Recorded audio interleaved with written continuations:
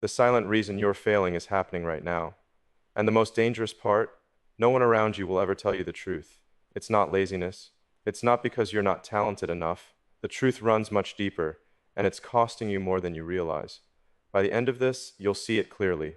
And once you do, you'll never look at your time, your focus, or your future the same way again. But before we uncover it, let's look at the trap you don't even know you're in. Chapter 1: The Trap of Invisible Failure. You wake up, and before you know it, the day is already gone. You worked, you answered emails, you scrolled through updates, you checked off a few tasks, and yet when you finally sit down at night, a quiet thought sneaks in. What did I actually move forward today? That's the trap. And here's the truth. Most people live their entire lives inside this trap without ever realizing it.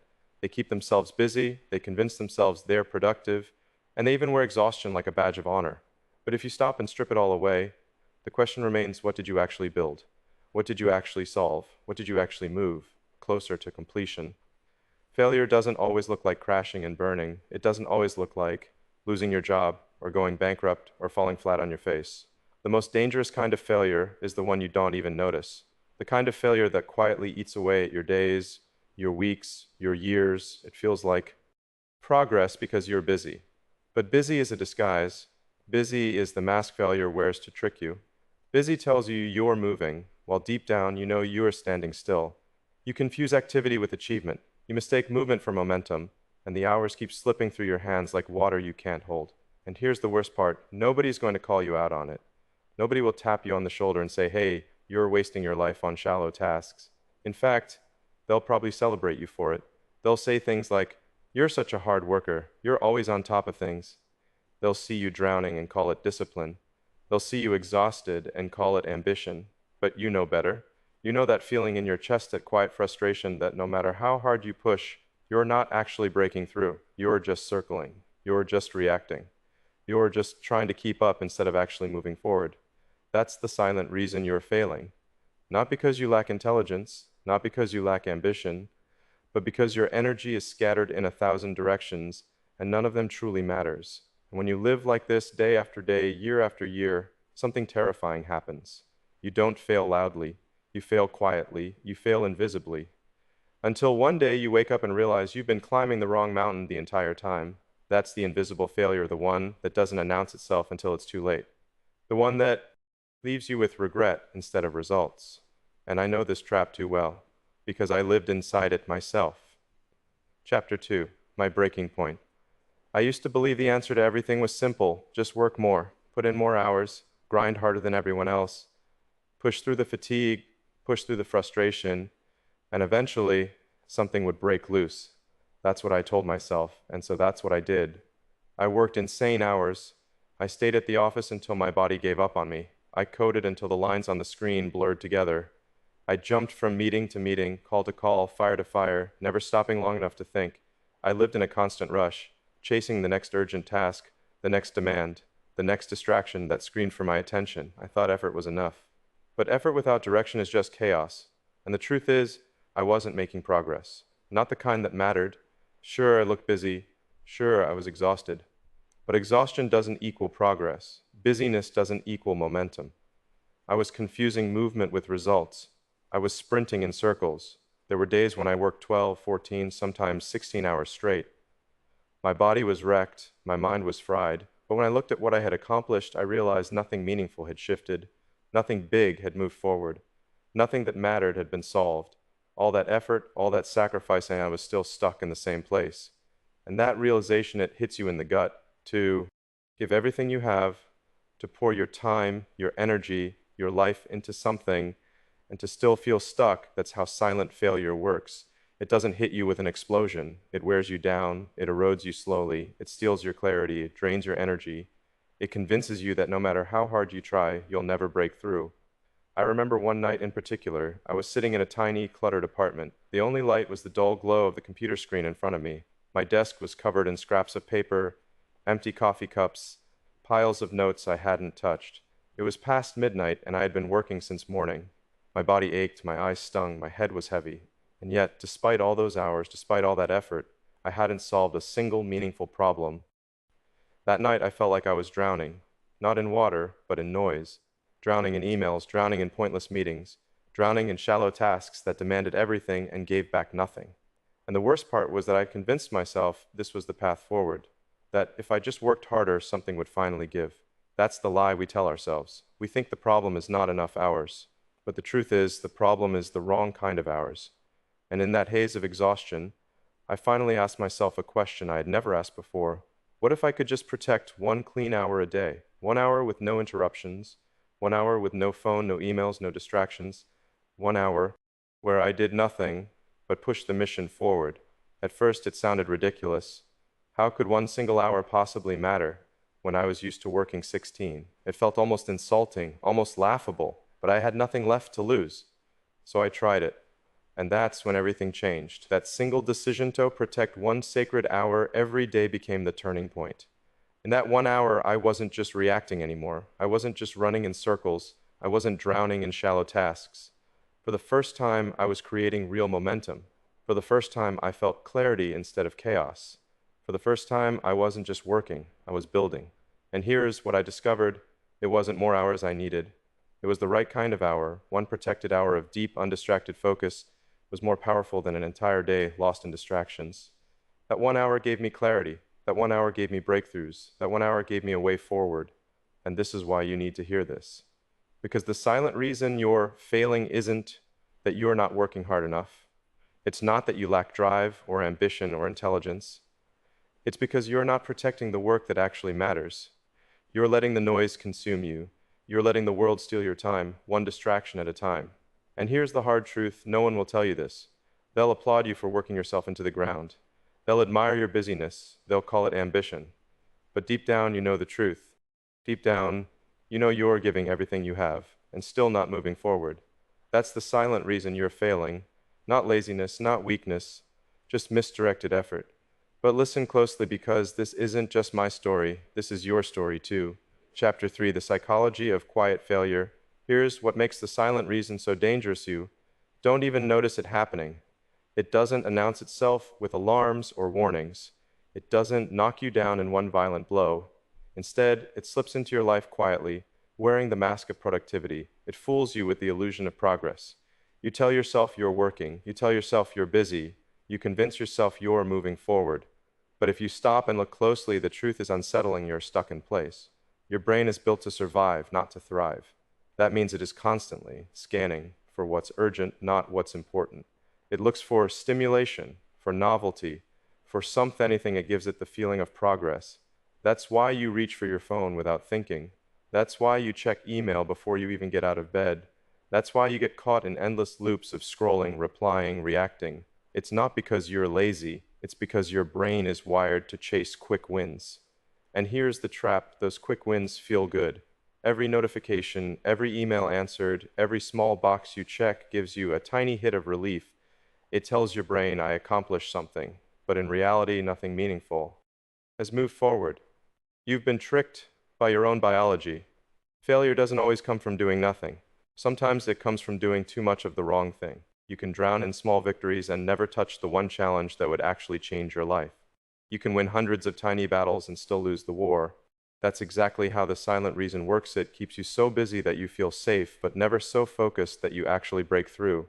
Think about it. How many times have you ended a day completely drained, your energy gone, but when you stop and reflect, you can't name a single thing that truly mattered? That's not laziness. That's misdirected energy.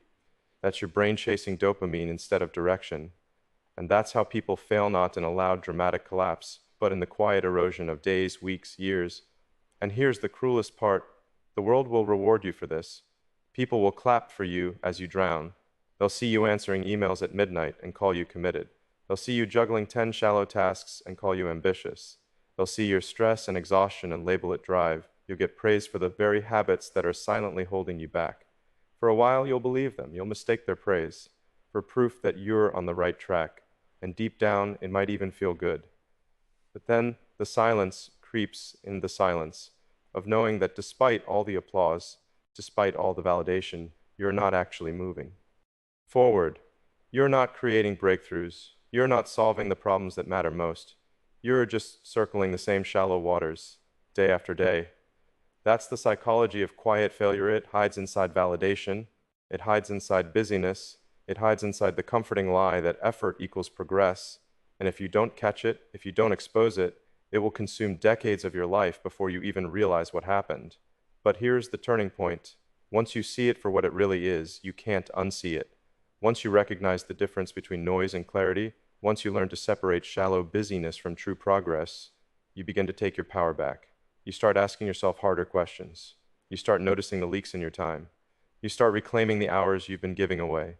And when you do that, when you stop reacting and start creating, you unlock a level of focus most people never experience. You step out of survival mode.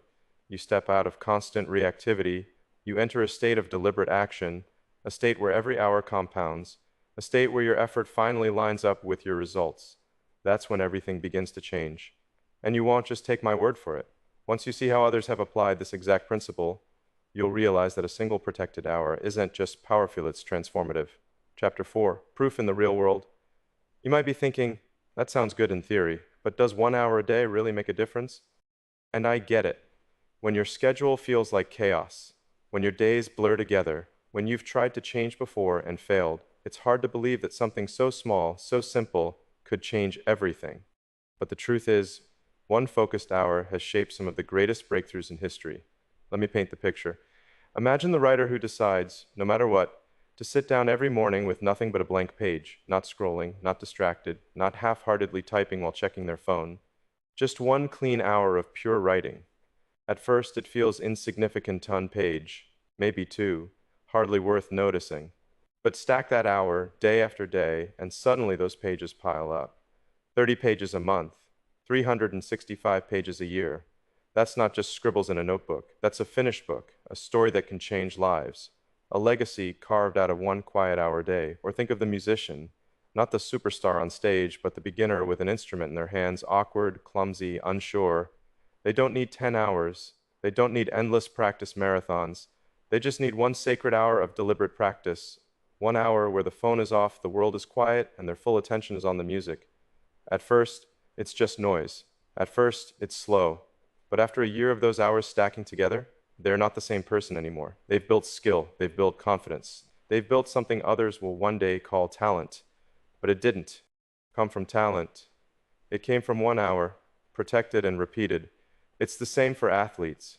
Champions are not built in 12-hour training marathons. They are built in the discipline of focus, the discipline of showing up, the discipline of protecting time for deliberate effort. 1 hour of intense training, repeated day after day, year after year, compounds into a level of performance the world can't ignore.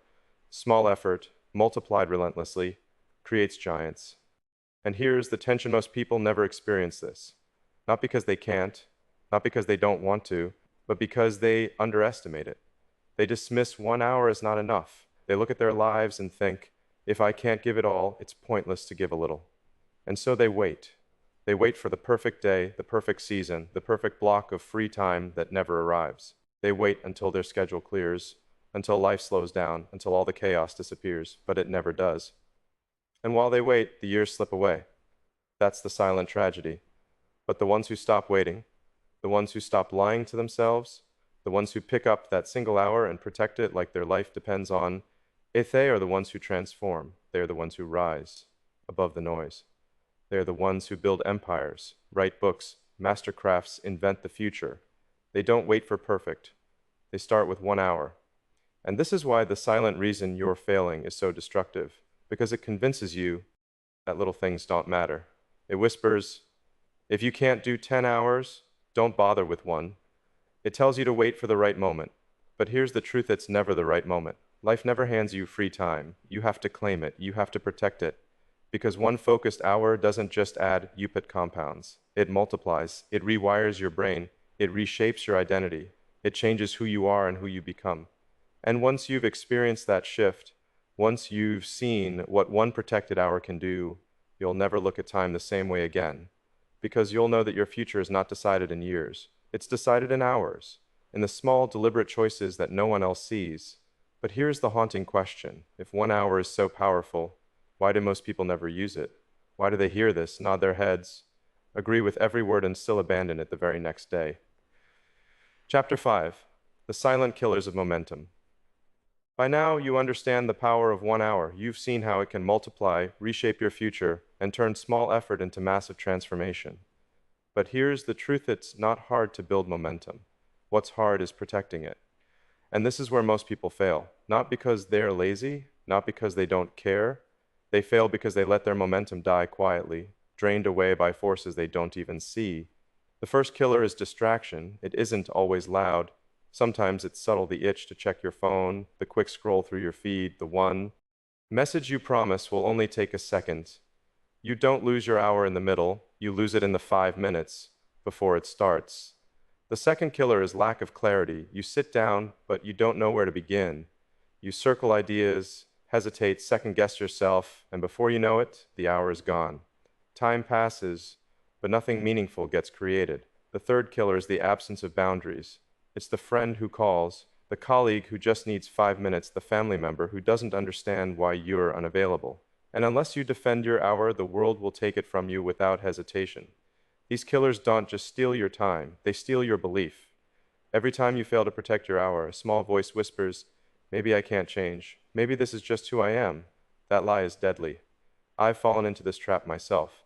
I once thought, just check email quickly before I start. 10 messages later, 5 problems later, my hour was gone before it began. Not because I didn't care, but because I let the killers in. That's when I realized momentum doesn't die loudly, it leaks. Through distractions, through hesitation, through boundaries you never set. And if you don't stop the leaks, they will quietly drown your potential. You don't need more motivation. You don't need more energy. What you really need is protection, because you already have the ability to focus for 1 hour. But if you let distraction, confusion, and intrusion steal it, you'll never use it. That's why most people fail. Not because they can't build momentum, but because they can't protect it. But here's the good news: you can fight back. You can defend your hour so fiercely that nothing and no one can take it from you. And once you do, you'll realize protecting your focus isn't optional, it's non-negotiable. Chapter 6: Protecting the Sacred Hour. Now you know the killers. You know how momentum leaks away through distraction, through confusion, through the absence of boundaries. But here's the truth: awareness isn't enough. You can't just know about the killers. You need armor. You need a system so solid, so unshakable, that it protects your hour no matter what storms come at you, because the world will not hand you time. The world will not guard your focus. If anything, the world is designed to take it from you. So, I built a system, a 3-layer defense. Think of it as a shield around your most valuable hour. A shield that makes your focus untouchable. The first layer is the ritual trigger. Every morning I use the same signal to tell my brain, it's time, same chair, same pen, same process. Why? Because your brain loves patterns. When you repeat the same action every day, it creates a launch sequence. Just like rockets fire in a precise order before takeoff, your brain learns to fire in the same order before deep work.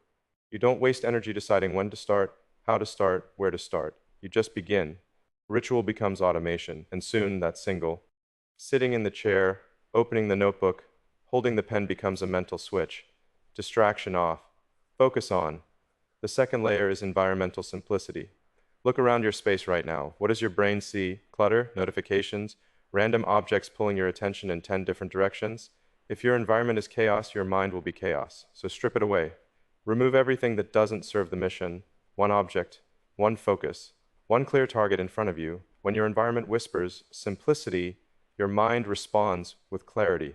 Imagine walking into a cockpit. There's no junk, no clutter, no noise, just instruments, just focus, just mission.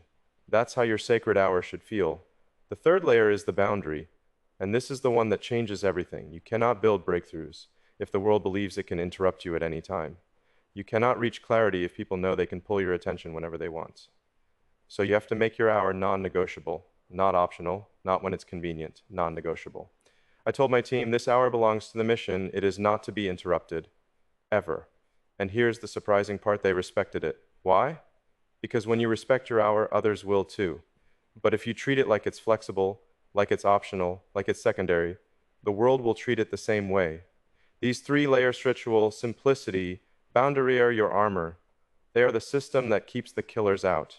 And when you apply them, your sacred hour becomes untouchable. Think about what that means. No more leaking energy in the 5 minutes before you start. No more losing time to clutter and chaos. No more interruptions pulling you away before you hit your stride. Just one protected hour, yours, every day. And here's the beauty of it: you don't need to build this system overnight.